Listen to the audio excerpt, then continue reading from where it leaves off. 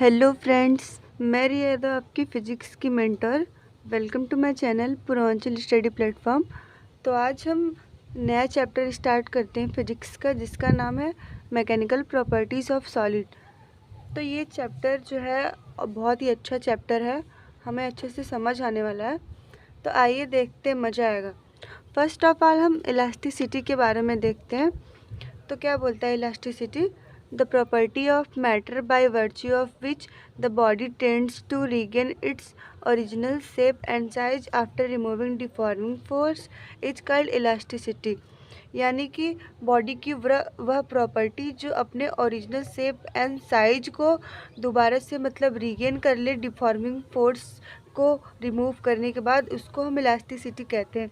यानी कि कोई स्प्रिंग है, अगर आप उसको दबा रहे फिर छोड़ दे रहे तो वो फिर अपने ओरिजिनल शेप में आ जाती है। अगर वहीं एक जैसे हैंकी है, वो आप उसको फोल्ड करके रख दे तो वो अपने आप नहीं आती है। ऐसी बहुत सारी एग्जांपल्स होती हैं इसकी। और फिर जैसे कि आप एक क्ले ले लें और उसमें अपने अंगूठे का एक निशान दे दें, तो क्या वह दोबारा अपने शेप में आ पाएगी? नहीं आ पाएगी। अब किसी रबड़ बैंड को लीजिए, बहुत सारे एग्जांपल्स हैं और बहुत सारी ऐसी बॉडी हैं जो इलास्टिक होती हैं, बहुत सारी हैं जो नहीं होती हैं। और प्लास्टिसिटी क्या होता है? The property of matter by virtue of which the body do not regain its original shape and size after deforming force. यानी कि प्लास्टिसिटी वो होता है इलास्टिसिटी का उल्टा। यानी कि वो अपने ओरिजिनल शेप एंड साइज को रीगेन नहीं करता है डिफॉर्मिंग फोर्स को रिमूव करने के बाद, तो उसको हम प्लास्टिसिटी कहते हैं। और डिफॉर्मिंग फोर्स क्या होता है? It is defined as the force produce change in body configuration, यानी कि shape and size on applied it. यानी किसी भी चीज़ पे फोर्स लगाया जाए उसके बॉडी के शेप को चेंज करने के लिए, तो वो डिफॉर्मिंग फोर्स कहलाता है। इलास्टिक बॉडीज़ क्या होती हैं? The property of bodies to regain its original shape and size is called as elastic body.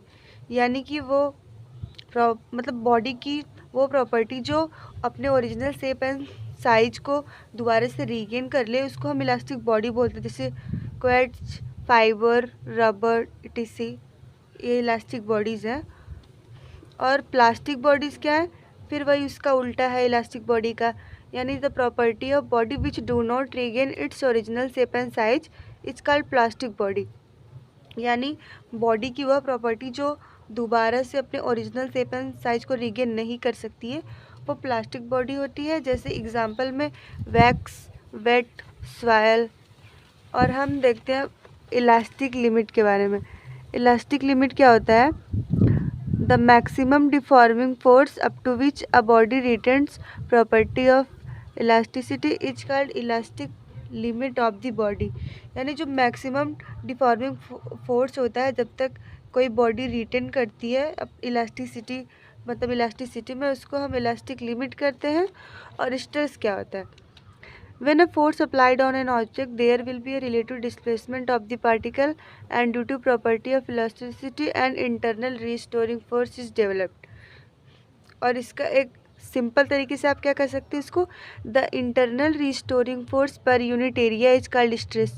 यानी कि पर यूनिट एरिया में आपने कितना फोर्स लगाया वही सीधा सीधा स्ट्रेस होता है। और स्ट्रेस का फार्मूला होता है stress equal to force upon area, और इसकी यूनिट होती है newton upon metre square. Dimension होता है ml-1 t-2। और स्ट्रेस कितने टाइप के होते हैं? स्ट्रेस 2 टाइप्स के होते हैं, एक नॉर्मल, एक टेंजेंशियल। टेंजेंशियल को हम शियर स्ट्रेस भी बोलते हैं। और नॉर्मल के भी 2 टाइप होते हैं, एक लॉन्गिट्यूडनल, एक बल्क। और बल्क को हम वॉल्यूम स्ट्रेस भी कहते हैं। और फिर देखिए नॉर्मल स्ट्रेस क्या होता है? Here is the force applied normal to the surface. जब फोर्स नॉर्मल सरफेस पे अप्लाई की जाती है तो वो नॉर्मल स्ट्रेस होता है। और लॉन्गिट्यूडनल क्या होता है? लॉन्गिट्यूडनल स्ट्रेस केवल और केवल सॉलिड में ही पाए जाते हैं। जब when मतलब deforming force applied then increase over or decrease in length take place. जब हम डिफॉर्मिंग फोर्स अप्लाइड करते हैं तब हम उसके लेंथ को बढ़ाते हैं या घटाते हैं, तो वही लॉन्गिट्यूडनल स्ट्रेस होता है। आप किसी भी कोई भी वायर आप उसके किसी भी चीज़ को आप बढ़ाना या घटाना चाह रहे हैं उसके लेंथ को, तो वही लॉन्गिट्यूडनल स्ट्रेन होता है, स्ट्रेस होता है, सॉरी। और बल्क और वॉल्यूम स्ट्रेस क्या होता है? It occur solid liquid and gas in liquid only. ये सॉलिड लिक्विड गैस में होता है, लेकिन ज़्यादा करके ये लिक्विड में ही पाया जाता है, और होता तो तीनों में, लेकिन पाया बस लिक्विड में जाता है। In fluid only bulk stress take place.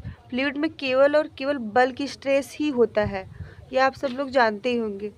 और इन this stress volume change but density remain same.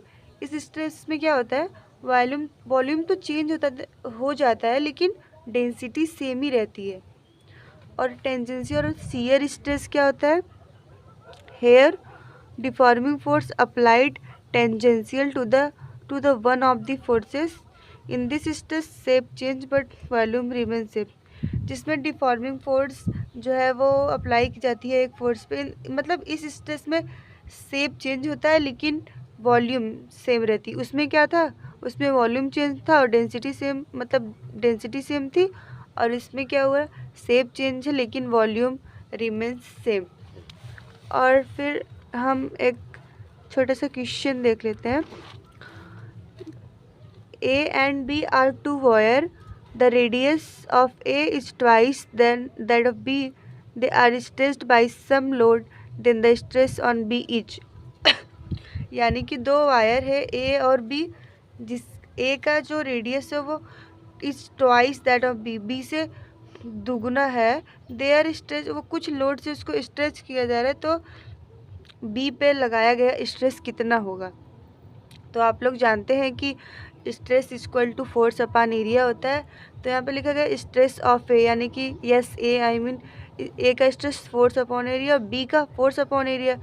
तो फोर्स एरिया का फॉर्मूला तो pi r square, pi r a square, और फिर बी में भी पाई आर बी स्क्वायर। तो हम दोनों को डिवाइड करेंगे तो S B upon S A आ जाएगा। तो एफ से एफ कट गया, हम डिवाइड करें पाई से पाई, इतना बचा, इतने का स्क्वायर, फिर होल स्क्वायर, फिर उसके बाद 2 ऐसे आ गया 4, और फिर S B equal to 4 S A, R A equal to 2 R B. हमारा आंसर आएगा। बहुत ही सिंपल था ये। और एक छोटा सा है, उसको भी देख लेते हैं। इन sustaining a weight mg, the length of elastic wire and area if cross section a length becomes double then initial length, the instantaneous stress action on wire is।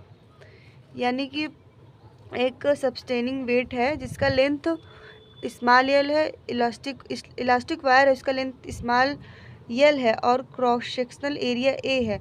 Length अपने इनिशियल लेंथ से double हो जाता है, तो instantaneous stress कितना action करेगा उस wire पे, वही हमसे पूछा है। तो हम let L a, after stretching wire length 2L हो जाता है, एरिया का फॉर्मूला A/2, और स्ट्रेस बराबर फोर्स अपॉन एरिया होता है।